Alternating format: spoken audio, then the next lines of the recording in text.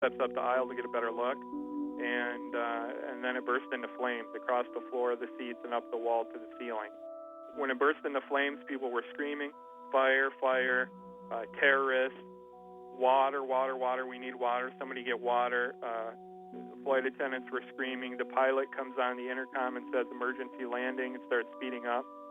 And while this is going on, the terrorist man's being hauled off into the first class area by a couple passengers. We are 5 days into this, and we've not seen any surveillance footage. The media doesn't seem concerned about eyewitnesses seeing a man videotaping the whole flight aimed at this guy.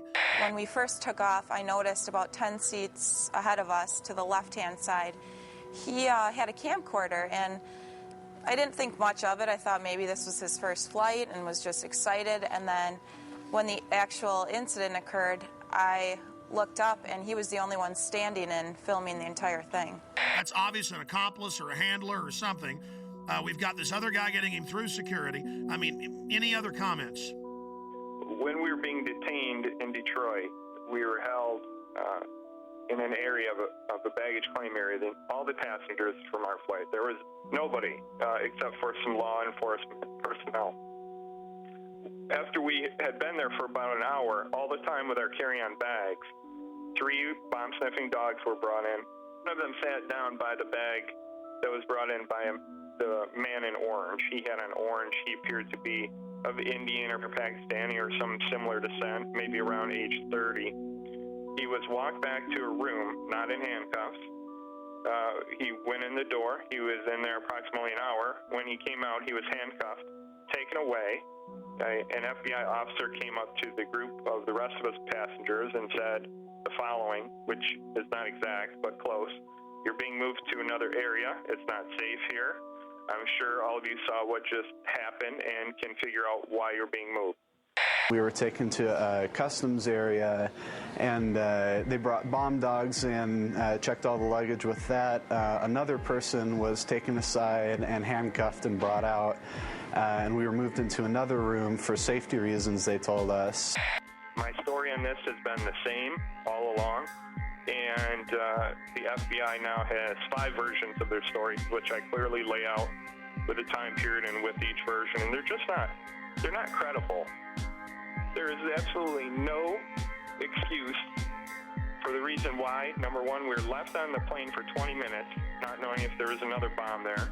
Number 2, security allowing us to take our carry-on bags off the plane, and we stood there with all of our bags together for an hour until the bomb-sniffing dogs arrived. And then, after they found one, well, then we're moved to another area, and now they don't want to talk about the man who was taken away. You were there. They didn't stop him for immigration violations. The dog went over and sat down in front of his bag. The alert for explosives. Right. Exactly. Unless this is a passport-sniffing dog. This is a huge story, one of the biggest out there. The FBI is on this full time. They know what's going on. Why are they being dishonest? And how do we investigate this when the investigators themselves are engaged in clear obstruction of the truth? I don't know how else to take it. It's either utter incompetence or intentionally hiding something, and I don't know how to take it. And still, we're now, 8-9 days into this, and we still haven't seen the Amsterdam footage. Well, and also, why aren't we seeing the video of when he's going through metal detector, passport check, and boarding? This is a modern airport. You'd think they would have video of all this of some sort. They didn't say, "Oh, we'll look at that." They just said, "No, there was no one helping him," which is very suspicious, instead of just putting the footage out. If somebody robs a bank or holds up a gas station, well, there's video footage of the incident on the 11 o'clock news, usually that very night. If I'm not correct, well, show the video. What are you hiding?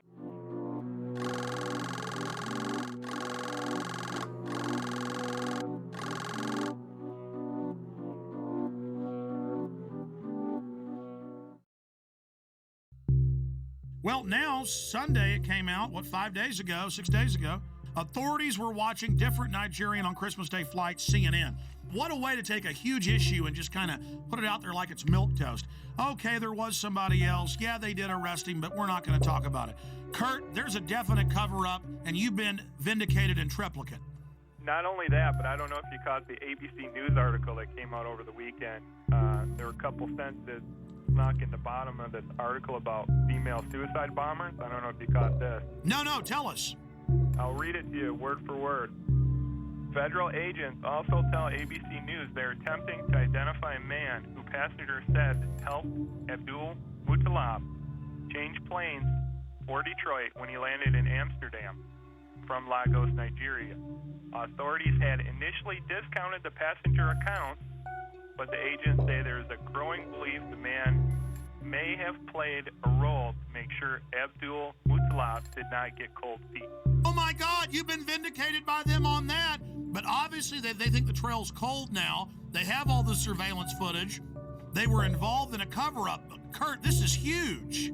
Well, that was my take on it, but unfortunately for ABC News, they buried it in the bottom of a seemingly unrelated article about female suicide bombers heading here from Yemen. Why is this not front-page news everywhere, number one? Number two, why are you burying it at the bottom of this article? Number three, why did you initially discount my story to begin with? It's not like I'm not credible here. And of course, they had COINTELPRO posing as the Patriot movement attacking you. All the usual suspects. I mean, it never ends, Kurt. We are, of course, going to get into the top story today. In plain view, as if it's no big deal, DetroitNews.com.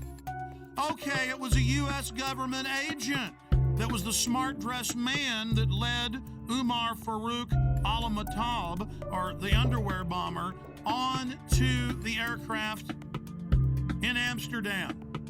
After a month plus of lying and saying that no such man existed, and saying no one else was pulled off the plane in Detroit, supposedly with a bomb. Now they've admitted that happened as well. Kurt Haskell, the lawyer, and his lawyer wife, they've both on record have been proven right with other witnesses. And you add how they were already getting in Yemen. That's now confirmed. Washington Post. They were planning to already launch a bigger attack, 2,000 troops there. And then right on time, right as the body scanners were scheduled to go in January nationwide. That was already scheduled, folks. They're saying on the news, oh, now we're doing this. Now, I went and looked it up. They were scheduled to go in the additional 214 airports. They were in less than 20. So although we have acquired these machines, they are not as widely deployed as they should be. In your current role as a consultant, do you have an interest in body scanners?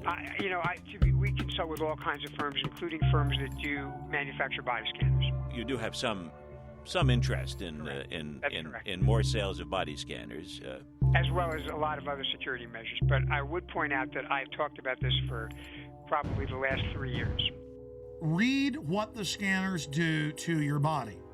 And the TSA guys, again, you need to know why you're going to be dying in 5 years of cancer. Go ahead. And then we find this article about terahertz waves, which is what they use to do this scanner. This came in today.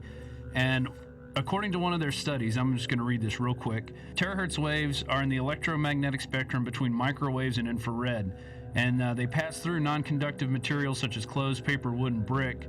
They say the forces that are generated by these THZ fields are tiny and resonant effects that allow the THZ waves to unzip double-stranded DNA, creating bubbles in the strand that could significantly interfere with processes such as gene expression and DNA replication. So step in the microwave.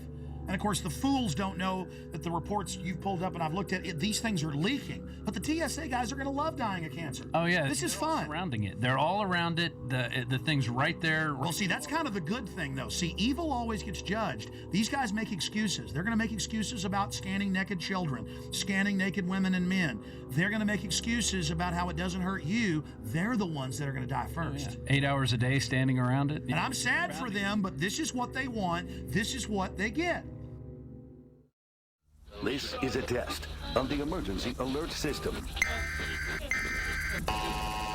Let's go ahead and play the clergy response team clip. Now remember, before this became national news, we got the secret documents from pastors who've been recruited by FEMA. We posted the secret documents with FEMA phone numbers. Train your flocks to turn their guns in. Train your flocks to go to FEMA camps. Train your flocks to take forced inoculations. People didn't believe us, just like